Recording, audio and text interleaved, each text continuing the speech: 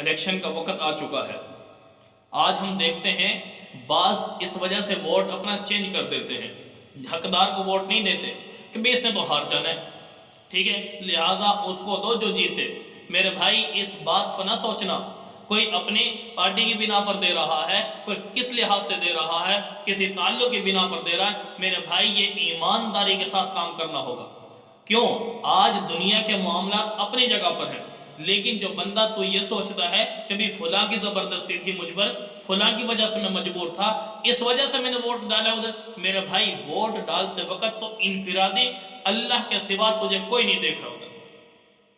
دنیا کے معاملات اپنی جگہ، لیکن جب آپ نے ٹھپا لگانا ہے، مہر لگانی ہے، آپ نے انگوٹھا لگانا، میرے بھائی اس وقت تجھے تیرے رب کے سوا کوئی نہیں دیکھتا۔ گویا تو اپنی مرضی سے انتخاب کر رہا ہے اس کا۔ سمجھ آ رہی ہے نا؟ دنیا کے معاملات جائیں جہاں جاتے ہیں، چھوڑو ان معاملات، لیکن آخرت کبھی ضائع نہ ہو جائے ہماری۔ مہر لگاتے وقت، ٹھپا لگاتے وقت میرے بھائی اگر تو نے لگا دیا غلط نشان پر تو اپنی مرضی سے لگا رہا ہے، تجھے باہر آ کر کوئی نہیں کہے گا تو نے کیوں غلط لگایا، کیوں میرے مخالف لگایا، کوئی نہیں پوچھے گا، کیوں وہ رب کا اور تیرا معاملہ ہے۔ اگر تو نے وہاں پر اپنی مرضی سے لگایا ایسے شخص کو جو دین کا خیر خواہ نہیں، جو ملک کا خیر خواہ نہیں، کسی بھی لحاظ سے معاملہ، تو اللہ کی نظر میں بندے تو مجرم بن کر کھڑا ہو جائے گا۔ اس لیے اپنی آخرت کو تباہ نہ کر۔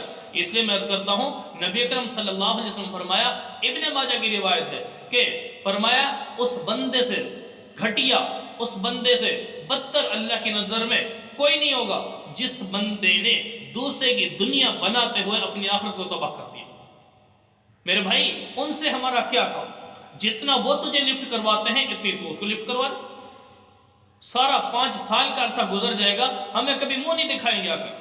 لیکن ہوتا کیا ہے، آج جب الیکشن کا دن آگے، ان دنوں میں ہمارے پیچھے پیچھے، اس کے بعد ہم ان کے پیچھے پیچھے، وہ ہمیں پھر بھی منہ نہیں دکھاتے۔ تو میرے بھائی کس ناسمجھی اور بیوقوفی کے درجے پہ تو اتر چکا ہے۔ اپنے محبوب کے دین سے کبھی بھی دور نہ ہٹنا۔ ہاں میں عرض یہ کر رہا ہوں کہ ہمیں ایک ووٹ ڈالنا ہے نا، سب ووٹ ڈالتے ہیں اس دن جب ووٹ ڈالنے کی باری آئی، لیکن یہ نہیں کرنا کہ اپنے اس معاملے کی وجہ سے، ان لوگوں کے حقوق اور معاملات کی وجہ سے میری نمازیں بھی ضائع ہو رہی، میری زندگی خراب ہو رہی،